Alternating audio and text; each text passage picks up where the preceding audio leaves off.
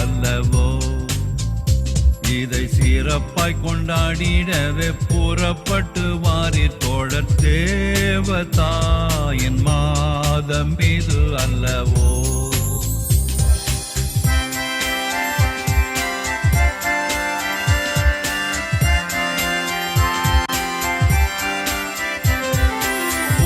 உள்ள மானிடர்க்கு தேவதூதன் தந்த அன்னை, புண்ணிய வரங்கள் எல்லாம் கொண்ட அன்னையே. பூவில் உள்ள மானிடர்க்கு தேவதூதன் தந்த அன்னை, புண்ணிய வரங்கள் எல்லாம் கொண்ட அன்னையே. அவளுடன் நாம் எல்லோரும் தேவமரி பாதம் கூடி, அவளுடன் நாம் எல்லோரும் தேவமரி பாதம் கூடி, ஆனந்தம் மிகுந்த பல கீதங்களை பாடுவோமே. தேவதாயின் மாதம் இது அல்லவோ. இதை சிறப்பாய் கொண்டாடிடவே புறப்பட்டு வாரீர் தோழர், தேவதாயின் மாதம் இது அல்லவோ.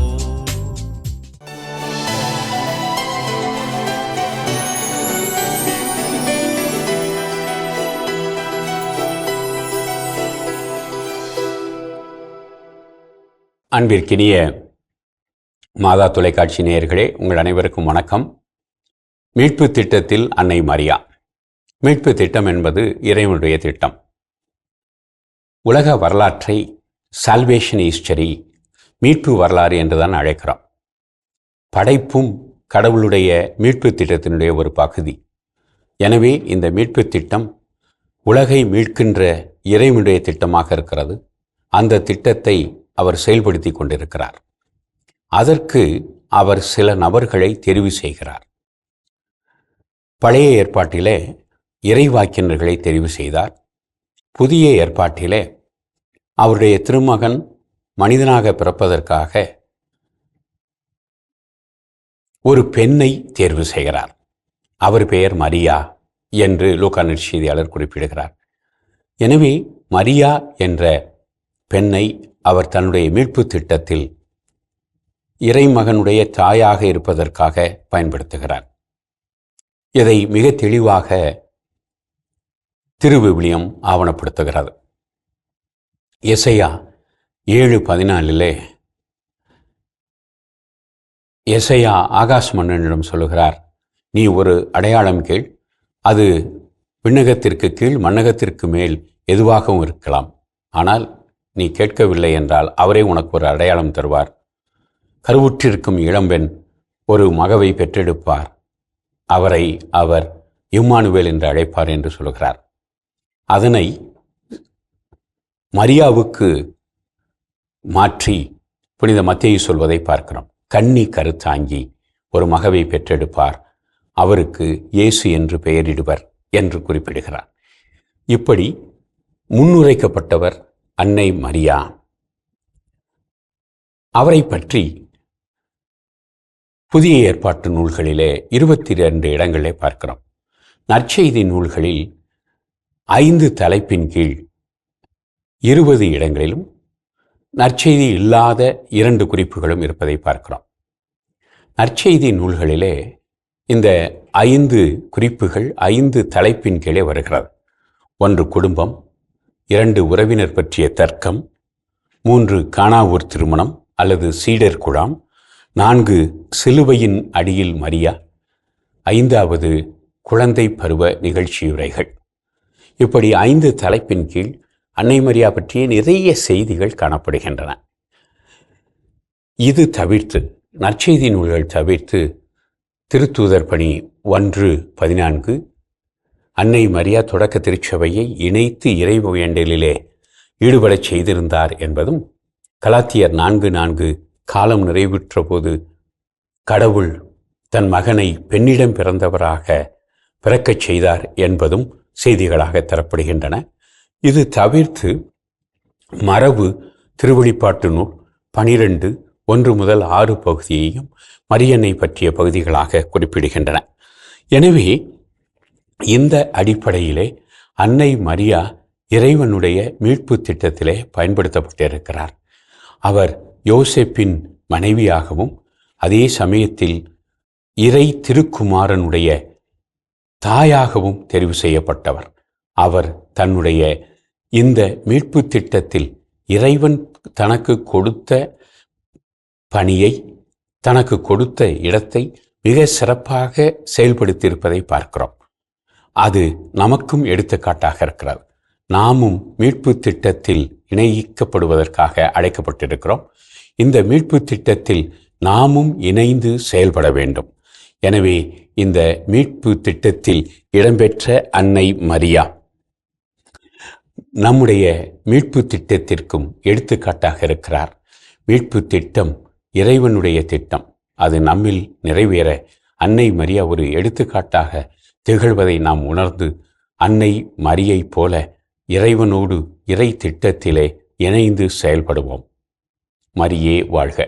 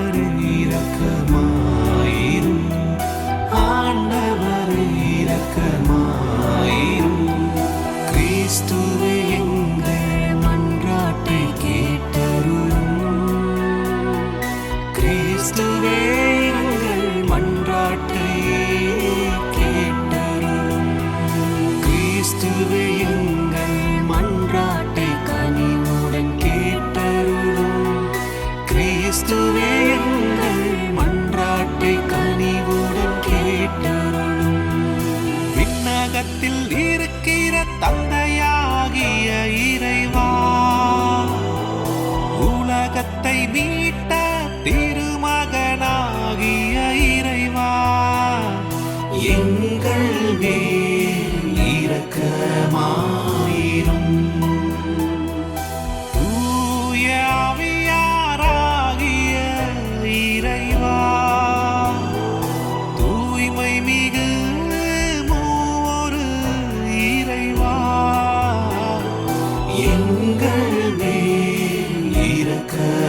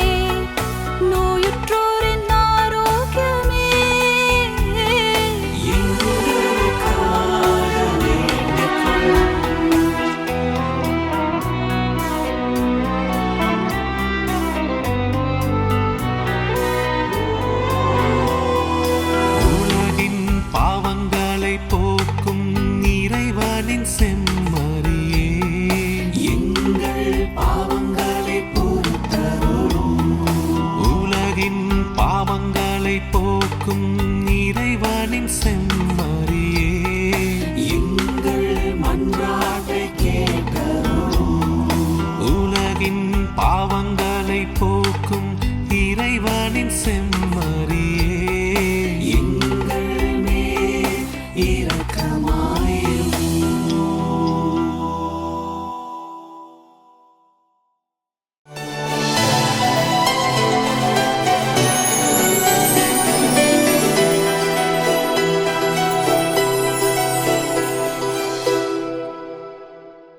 வணக்கம் இனிய இதயங்களே. என் வாழ்வில் மரியா என்ற இந்த சிறப்பு பகுதியில் இன்று நாம் சந்திக்க இருப்பது தமிழ்நாடு சிறுபான்மையினர் ஆணையத்தின் தலைவரும் லொயோலா கல்வி நிறுவனத்தின் மேலாண்மை இயக்குனருமான அருட்தந்தை ஜோ அருண் அவர்கள். வாங்க சந்திக்கலாம். ஃபாதர் வணக்கம். வணக்கம். மரியன்னையிடம் உங்களுக்கு பிடித்த விடயம் அப்படின்னா எதை சொல்லுவீங்க? எல்லாவற்றையும் மனதிலே பதிந்து வைத்துக்கொண்டு இறைவனுடைய சித்தம் எது என்பதை தெளிந்துணர்கிற இந்த டிசர்ன்மெண்ட் என்பதுதான் எனக்கு ரொம்ப பிடித்தது. மரியன்னையிடம் கற்றுக்கொண்ட விடயம் அப்படின்னா எதா இருக்கா? மரியனிடம் கற்றுக்கொண்டது இறைவனுடைய சித்தம் என்பதை தன் மகன் செய்கிறார், அவரோடு தொடர்ந்து பயணிப்பது, அக்கம்பனிமெண்ட். துயரத்தில் இருப்பவர்கள், ஒரு நீதிக்காக போராடுகிறவர்களோடு ஒன்றும் செய்ய முடியவில்லை என்று சொன்னாலும் அவர்களோடு துணை இருப்பது என்பது எனக்கு பிடித்தது.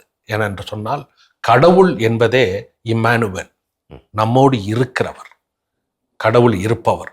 அதனுடைய மாடலாக, ஒரு மாதிரியாக இருக்கிறார். நாம் எதையும் செய்ய முடியாது, ஆனால் ஒரு நல்ல விஷயத்தை ஒருத்தர் செய்கிறார் என்று சொன்னால் அவர்களுக்கு துணை இருப்பது, ஜஸ்ட் பி, துணை இருப்பது, அக்கம்பனிமெண்ட் என்பது தான் எனக்கு ரொம்ப பிடிச்சது. ஏனென்றால் பிறந்த குழந்தையினுடைய வளர்ச்சியிலிருந்து தொடங்கி எல்லோரும் சீடர்களெல்லாம் ஓடிப்போன போதும், அவரிடம் பயன்பெற்றவர்கள் எல்லாரும் பயந்து தெரிந்த போதும், அவர் சிலுவையை தூக்குகிற போது கூட அவரோடு நடந்து வந்து, அவர் இறந்த போது அவருடைய உடலை தன் மடியில் வைத்துக் கொள்ளுகிற இந்த துணை இருப்பு, பயணம். வாழ்க்கை என்பது பயணம். இந்த பயணிப்பவர்களோடு, இந்த பயணிப்பவர்கள் வித்தியாசமான பயணிப்பவர்களாக இருப்பார். ஒருவர் துயரத்தில் இருப்பார், ஒருத்தர் பிரச்சனைகளில் இருப்பார், ஒருத்தர் வெற்றியில் இருப்பார், ஒரு தோல்வியில் இருப்பார். ஆனால் இவர்களோடு ஒன்றும் செய்ய முடியவில்லை என்று சொன்னாலும், you are not able to do something, but being with that person என்பது எனக்கு ரொம்ப பிடித்தது. ஏனென்று சொன்னால், ஒரு நோய்வாய்ப்பட்டிருக்கிறவர்களை போய் பார்க்க போனாலும் கூட எனக்கு மரியாள் மனசுக்கு வருவாங்க. ஏன்னா டாக்டர் எல்லாம் செஞ்சிருப்பார், எல்லாம் முடிஞ்சிருக்கும், ஆனா பிழைக்க மாட்டார்னு சொல்லுவாங்க. ஆனா அவருடைய கையை பிடித்து நான் இருக்கிறேன், உன்னோடு இருக்கிறேன் என்று சொல்லுகிற போது எனக்கு அன்னை மரியாள். என்னுடைய வாழ்க்கையில் 14 வயதில் என்னுடைய குடும்பத்தை விட்டு கிறிஸ்தவனாக மாறுவதற்கு நான் 14 வயதிலிருந்து தெருவில் தான் அலைந்தேன். ஆனால் அப்பொழுதெல்லாம் எனக்கு எங்க அம்மா பேர் மாரியாத்தாள், மேரி என்பது வரும், மாரியாத்தாள். அவரை விட்டு பிரிகிற போது நீ எங்கு போனால் நல்லா இருப்ப என்று சொன்னார்கள். அதை போல மரியாள், நான் உன்னோடு இருப்பேன், என் மகனோடு இருப்பதை போல உன்னோடும் இருப்பேன் என்கிறது தான், அந்த சக்தி தான் என்னை இந்த அளவுக்கு வளர்த்திருக்கிறது என்று நினைக்கிறேன். ஜெபம் அப்படின்னா நீங்க எதை கருதுவீங்க? எப்படி ஜெபம் இருக்கணும்னு நீங்க நினைக்கிறீங்க? நான் ஜெபம் என்பதை, நன்றியை சொல்லுகிறது தான் ஜெபம். If there is a one powerful prayer is thank you. நான் என்றைக்குமே எந்த இடத்தில் போய் ஒரு கோயிலுக்கு சென்றாலும், ஒரு மாசு வைத்தாலும், திருப்பலி நிகழ்த்தினாலும், ஒரு வேளாங்கண்ணிக்கு போனாலும் இதை கொடு அதை கொடுன்னு கேட்க மாட்டேன். எனக்கு கொடுத்திருப்பதெல்லாம் மிகச்சிறந்த கொடை, தேங்க்யூ. அந்த நன்றியோடு இருக்கிற போது எல்லாம் கிடைக்கும் என்று தேங்கிங் லார்ட், கிராட்டிடியூட். நான் சாப்பிடுகிறேன், நிறைய பேர் சாப்பாடு இல்லாமல் இருக்கிறார்கள். நான் பேசுகிறேன், நிறைய பேர் ஊமையாக இருக்கிறார். நான் கேட்கிறேன், எத்தனையோ பேர் லட்சக்கணக்கான செவிடாக இருக்கிறார். நான் எனக்கு உடுத்திருக்கிற உடை இல்லாமல் இருக்கிறார், 3 வேளை. இப்ப போய் நான் எதை கேட்பது என்று நினைப்பேன். ஜெபம் என்பது எப்போதுமே இறைவா உமக்கு நன்றி என்று சொல்லுவோம் பார்த்தீங்களா, அதான் உண்மையான பிரேயர். சரிங்க ஃபாதர். நீங்கள் கல்வியலில் மிகப்பெரிய அனுபவம் பெற்றவர். கல்வி முறை எப்படி இருக்க வேண்டும் என்று நீங்கள் நினைக்கிறீர்கள்? கல்வி என்பது ஒருத்தருக்கு சொல்லிக் கொடுக்க வேண்டும், அவர் கேட்க வேண்டும் என்கிற முறை சரியான முறையில். ஒவ்வொரு மனிதனும் தானே அனுபவத்தின் மூலமாக ஒவ்வொரு விஷயங்களை அப்சர்வ் பண்ணுவதன் மூலமாக கற்றுக்கொள்கிறார்கள். பள்ளிக்கூடத்தில் வாத்தியார் சொல்லி, ஒரு கல்லூரியில் பேராசிரியர் சொல்லி யாரும் மாறுவதில்லை. அனுபவம் தான், எக்ஸ்பீரியன்ஷியல் லேர்னிங் என்பது தான். ஒரு தபலா கற்றுக்கணும்னு சொன்னாலும் கூட அதை அனுபவம் பெறுகிறவர்களுக்குத்தான் அது வரும், எக்ஸ்பீரியன்ஷியல் லேர்னிங். ஆகவே ஒரு மனிதன் வளர்கிறான், அவனை எதற்கு இறைவன் படைத்தாரோ அந்த பர்பஸை அன்கவர் பண்ணுவது தான், டிஸ்கவர் பண்ணுவது தான் உண்மையான கல்வி. Depositing knowledge is not education, it's not an education. அப்படி பார்க்கிற போது கல்வி என்பது எப்படி, அதை நான் இங்கு மேலாண்மை கல்வி நிறுவனத்திலே வைத்திருக்கிறேன். இங்கே எனக்கு எக்ஸாமே கிடையாது, எக்ஸாம் வைக்க மாட்டேன், டெஸ்டே கிடையாது. உன்னுடைய அனுபவம் என்ன? இப்ப நீ மார்க்கெட்டிங் மேனேஜ்மெண்ட் கத்துக்கிறீங்கன்னா உன் வாழ்க்கையில் என்னத்தை தாக்கத்தை ஏற்படுத்தியது? நீ ஒரு சேல்ஸ் படிச்சிட்டீங்கன்னா 10 பென்சில் கொடுத்தா டீனர்ல போய் நீ விற்க முடியுமா? விற்க முடியலன்னா வேஸ்ட், டிகிரி வேஸ்ட். அனுபவம் தான், experience is the mother of all inventions. அதனால கல்வி என்பது ஒரு தகவல்களையும் சொல்லி மனனம் செய்து அதை ஒப்பித்து, அது இன்டெலிஜென்ஸே கிடையாது. என் வாழ்க்கையை நான் வாழ கற்றுக்கொள்கிறேன். வாழ தெரியாதவர்களுக்கு நான் கற்றுக் கொடுக்க என்னால் முடியும். அப்படி கற்றுக் கொடுப்பதால் ஒரு வேலை சிறப்பட செய்ய முடிகிறது, அதனால் எனக்கு சம்பளம் கிடைக்கிறது, அதனால் நான் உயர்கிறேன் என்று சொல்லுகிற, வாழ தெரியாதவர்கள் டிகிரி வச்சு பிரயோஜனம் கிடையாது. எக்ஸ்பீரியன்ஸ், அனுபவம். அதனால்தான் இயேசு கூட, நீங்கள் ஏதோ நிறைய போதிக்கிறீங்களாமே, நிறைய புதுமையெல்லாம் செய்றீங்களாமே, கம் அண்ட் see, வந்து பாருங்க என்று சொன்னார். அதுதான் கல்வி. வந்து பார்த்து அதை உணர்ந்தால்தான் உண்மையான கல்வியா இருக்கும். பைபிள் முழுக்க கல்வி நீங்க எஜுகேஷனல் கரிக்குலம் நீங்க போடணும்னா பைபிள் எடுக்கலாம். பைபிள் நீங்க ஒவ்வொரு பகுதியும் எடுத்து பார்க்கலாம். எது கல்வின்னா அவர் முழுக்க சொல்ல. அதனால்தான் துயரப்படுபவர்களை எப்படி நீங்கள் அவர்களுக்கு மீட்பு கொடுப்பீர்கள்? துயரப்படுவர்கள் எப்படி மீட்பு கொடுப்பீர்கள்? கடவுள் செய்யலாமே, ஜீபும்பா எழுதுறாரு. அவர்களை போல நானும் இன்கார்னேஷன். அதுதான் மனூர் இடத்துல என்ன அனுபவம். இந்த மனிதர்களை மீட்க போகிறேன் என்று சொன்னால் அந்த மனிதர்களைப் போல வாழ்ந்து, அவர்களோடு கண்ணீர் சிந்தி, அவர்கள் படுகிற வேதனைகளை பார்த்து, அவர்கள் படுகிற ஹியூமிலியேஷன், அவமானம் எல்லாம் பார்த்து, அவருடைய சிலுவையை சுமந்து, எக்ஸ்பீரியன்ஸ். பேஷன் ஆஃப் கிரைஸ்ட் என்பது எக்ஸ்பீரியன்ஸ் தானே. அந்த அனுபவம் இல்லாத, அனுபவம் மூலமாக ஒரு காரியத்தை செய்ய வேண்டும் என்பது. ஒரு பல்பை பற்றி படித்தாலும், ஒரு சேரை பற்றி படித்தாலும், ஒரு உலகத்தை பற்றி படித்தாலும், ஒரு மார்க்கெட்டிங் பற்றி படித்தாலும், ஒரு சயின்ஸை பற்றி, பிசிக்ஸை பற்றி படித்தாலும், what is your experience? Whether it 3 விதத்தில் லேர்னிங் என்று சொல்லுகிறார்கள் ஹார்வர்ட் பல்கலைக்கழகத்தில். ஒரு விஷயத்தை புதுசா பார்க்கிற போது அது என்ன என்று தெரிந்து கொள்கிறோம். இன்னொரு விஷயத்துல நம்ம அசியூம் பண்ணுவோம்.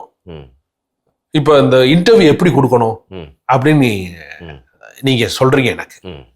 நான் இப்படி உட்காரக்கூடாது ஃபாதர், டிவிக்கு இப்படி இருக்கணும் அப்படின்னு சொல்றீங்க.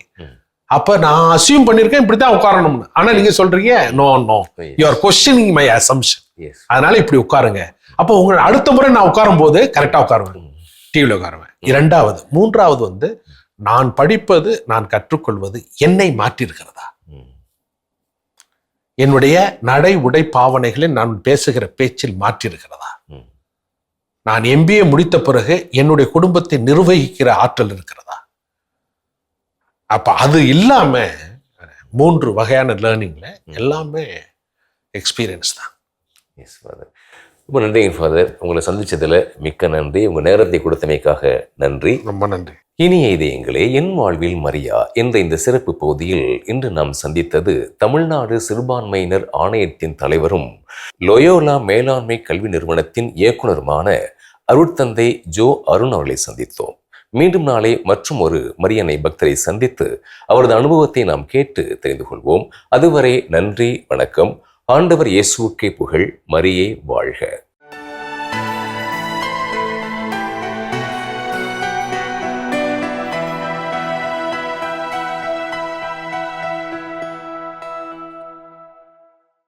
இயேசுவின் வழியாக நிறைவேற்றப்பட்ட கடவுளின் மீட்பு திட்டத்தில் மரியா சுதந்திரமாகவும் முழு விருப்பத்துடனும் பங்கேற்கிறார்.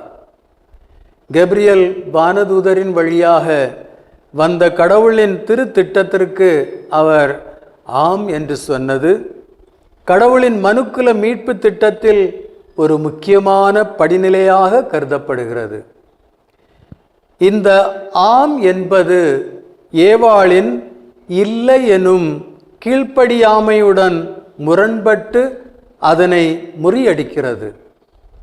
மரியாவின் கீழ்ப்படிதல் ஒரு புதிய அருளின் சகாப்தத்தின் தொடக்கமாக அமைகிறது. ஏவாளின் கீழ்ப்படியாமை பாவத்தையும் மரணத்தையும் மனித இனத்திற்கு கொண்டு வந்தது. அதே நேரத்தில் மரியாளின் கீழ்ப்படிதல் இயேசுவின் பிறப்பிற்கும் தியாகத்திற்கும் மீட்பிற்கும் வழிவகுக்கிறது.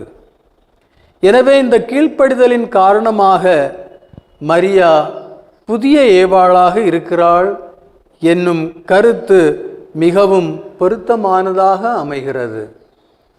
கடவுளின் திட்டத்தில் அவளுடைய அசைக்க முடியாத நம்பிக்கை, உத்வேகம் மற்றும் தியாகம் இவற்றின் காரணமாக அன்னை மரியா அனைத்து விசுவாசிகளுக்கும் நம்பிக்கை மற்றும் கீழ்ப்படிதலின் முன்மாதிரியாக இருக்கிறாள்.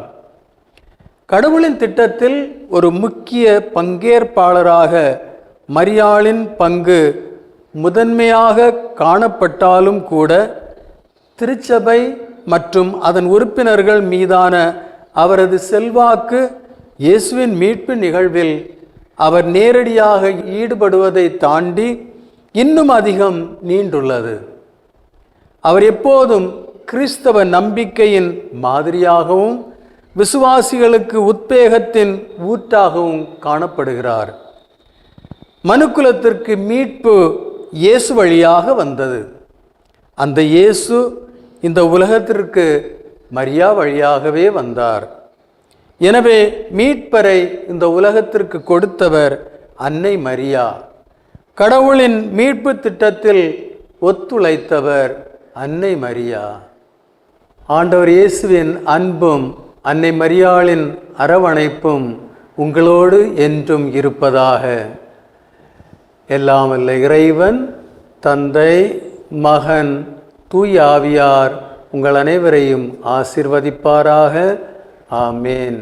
மரியே வாழ்க.